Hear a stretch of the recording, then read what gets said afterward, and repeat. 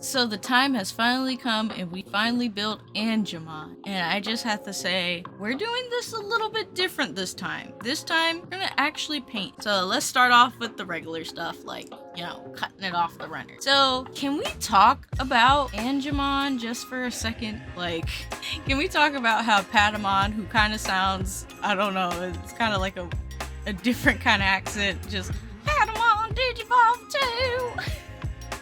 Digivolves into Angemon, which is this like divine angel man, while Patamon is just this little guy, just this little guy, this little gremlin.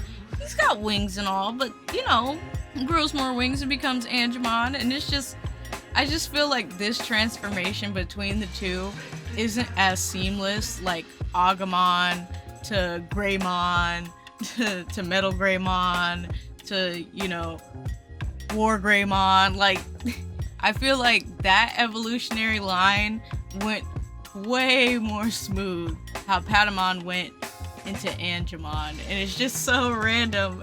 But I really do like Angemon's design. My only criticism is what's going on in his chest region. Like, what's up with that? Like, there's like the little metal bits that are just there, kind of like Frankensteined in.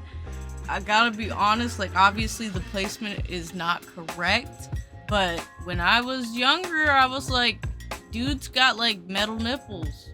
I'm gonna leave it at that. Obviously there's two extra ones, but still, I just never quite understood that design choice. But overall, very strong design, very angelic, very divine.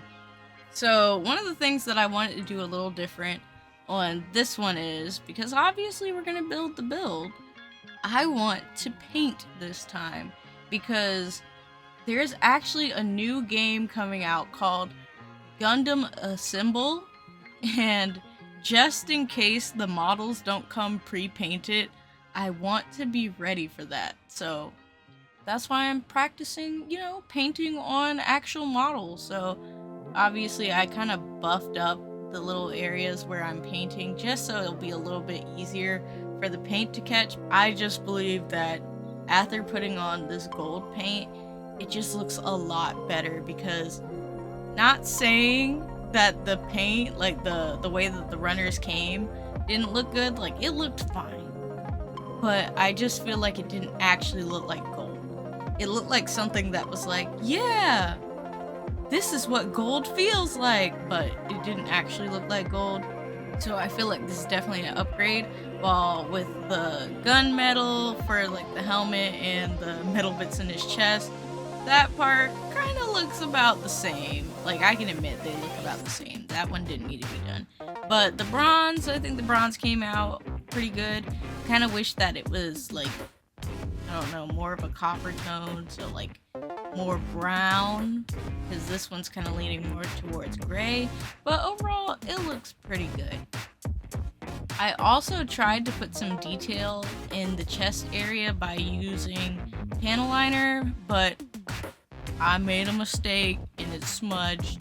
And yes, I could have cleaned it up better, but I left it because I kind of felt like it looked like some decent shading.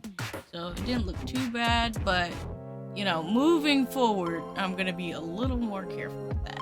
But here you guys go. This is the final results. This is what we got so far, and I think it looks pretty good for my first attempt at painting, like hand painting a model kit, because I use an airbrush, and an airbrush gets you very far, but I feel like with hand painting, you can get more details in. So I am very impressed with what I got so far, and hopefully in the future it continues to get better. But I would also like to take this time to thank the patrons.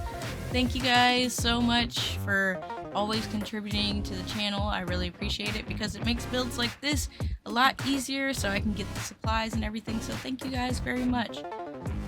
Moving forward, guys, we're gonna be doing some more painting and building soon, so make sure you subscribe to the channel, because more stuff's coming. So yeah, guys, make sure you take care of yourself, drink some water, and of course, stay spooky.